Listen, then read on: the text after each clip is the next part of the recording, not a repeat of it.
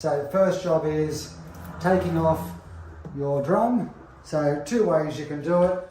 Now the Galaxy and the Hummel have both got reverse thread, so it's turned to the right to take off.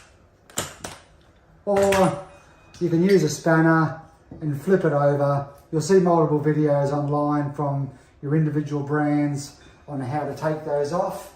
And also taking the top roller out.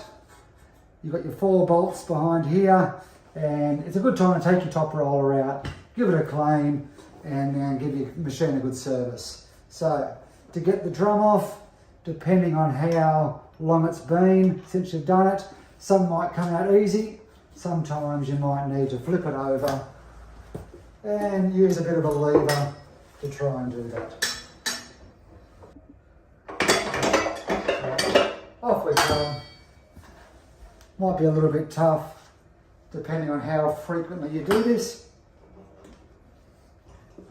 Give it a wiggle, it'll come out. They are nice tight tolerances, so it won't necessarily happen that easily. Okay, we'll put